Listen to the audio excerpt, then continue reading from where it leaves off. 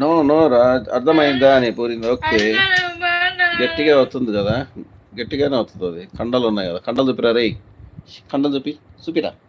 ఏ అది కథ.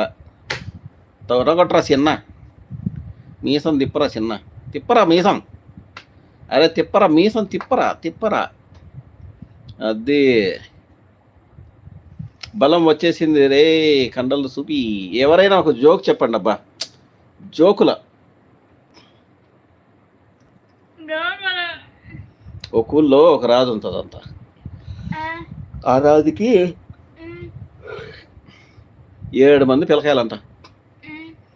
ఆ 7 మంది అడవికి పోయినారంట. అడవికి పోయి 7 చేపలు తెచ్చినారంట.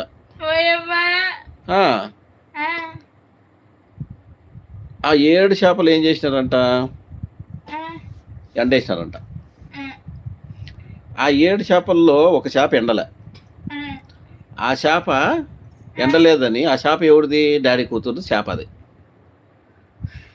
ఆ డాడీ కూతురు చేప ఎండలేదని డాడీ కూతురు వాళ్ళ డాడీ దగ్గర పోయిందంట. డాడీ చేప ఎండలేదు అనిందంట. డాడీ చూసిండంట. అప్పుడు అది ఎండకపోతే ఆడ పడేసి వేరే చేప తినచ్చమ్మా, 6 ఉన్నాయి కదా తిన్నేవు అన్నాడంట. లేదు నాకు అదే చేప కావాలా అనిందంట ఈ డాడీ కూతురు. సరే ఎందుకు ఎండలేదు అడుగుదాన్ని అంటే, చేప ఎందుకు ఎండలేదు అన్నావంట నువ్వు. డాడీ కూతురు నాకు గడ్డి మోపు అడ్డం వచ్చింది అనిందంట. వసే నీ తల్లి గడ్డి మోపు నిన్నెవడు మేయలేదంటనే, ఎందుకుండవు అడ్డమేడ నువ్వు, ఇంకా నిన్నెవరు మేయలేదా అని నేనంట డాడీ. మళ్ళా డాడీ కూతురు ఏం చేసిందంట, గడ్డి మోపుని అడిగిందంట. గడ్డి మోపు ఎందుకు నువ్వు అడ్డం ఉండవు, చేప ఎండలేదు, ఈ చేప ఎండకపోవడం వల్ల నేను పచ్చున్నాను ఈరోజు, నేనేం చేయాలా, ఏం తినాలా, గడ్డి తింటే నాకు అరగదు, ఏం చేయమంటావు నేనేమంట.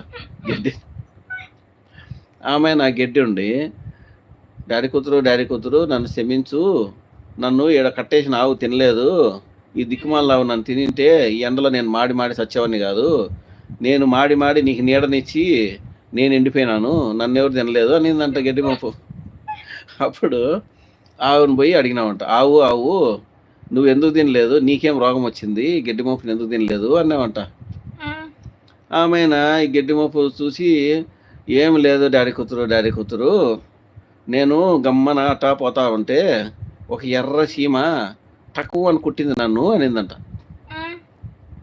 అది కుడితే నువ్వు తినేదానికి నీకేం రోగం వచ్చింది, చీమ కుట్టిన దానికే నీకేం కాలు వాచిపోయిందా, తిని సావచ్చు కదా గడ్డిని అని చెప్పినావంట. సరే డాడీ కూతురు తింటా ఇప్పుడు అని తింటా ఉందంట. నువ్వు మళ్ళా ఈ చీమ ఎందుకు కుట్టిందని చీమకాడికి పోయినావంట.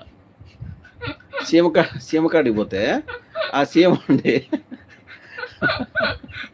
ఆ చీమకాడి పోయి, సీమ నువ్వు ఆవుని ఎందుకు కుట్టినావు, ఆ ఆవు కుట్టడం వల్ల గడ్డిని తినలే, అది గడ్డి తినకపోవడం వల్ల నా చేప ఎండలే, ఆ చేప ఎండకపోవడం వల్ల నేను అన్నం తినలే, ఏం చేయాలి ఇప్పుడు అన్నావంట. నిన్ను తినేసానా ఎర్రసీమ, ఎంచుకొని తింటా నిన్ను అన్నావంట.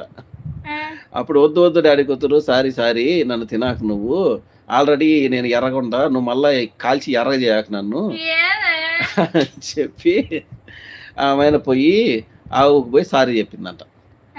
అప్పుడు సారీ చెప్తే ఓకే ఇట్స్ ఓకే బేబీ అని చెప్పి, అప్పుడు అది తింటే ఆమె గడ్డి మోపు, అది ఆవు వచ్చి గడ్డి మోపు తింటే, గడ్డి మోపు పోయినాక ఎండ చేప మీద పడితే ఆ చేప ఎండే లోపల ఆ చేప కూలిపోయిందంట.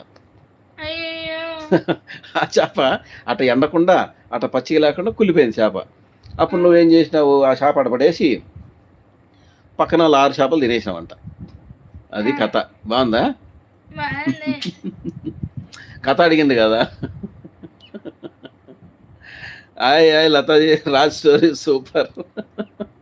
మొత్తం స్టోరీ రీక్రియేట్ చేస్తున్నావుగా, మరి ఏం చేయాలి ఎమ్మారెడ్డి? కథ వినేసాం. ఈ కథ కూడా విన్నావా? వడపతి పెద్ద నా కథ విన్నావా? ఫ్యామిలీ ప్లానింగ్ లేదు అప్పుడు, అందుకే 7 మందిని అన్నారు. మా అక్క విజయవాడ వెళ్ళి బతికిపోయింది అక్క, నువ్వు సేఫ్. కథ అందుకు వచ్చానికి ఇదే ఇట్లాంటి పిచ్చి కథలన్నీ చెప్తాను నేను. ఒక కథ ఎప్పుడు చిన్నప్పటి నుంచి వింటానా, ఒక రాజు ఉంటాడు, ఆ రాజుకి 7 చేపల కథ అసలు ఎవడు చెప్పినాడు నాకు అర్థం కాదు. అది ఫస్ట్ అన్నీ ఉన్నాయి కానీ 7 చేపల కథ చెప్పినోడు పేరు లేదే. దాన్ని కనిపెట్టాలా కిరణ్ ఎట్టయినా సరే, నువ్వు ట్రోలింగ్ ఛానల్ కదా, నువ్వు కనిపెట్టు అస్సలు.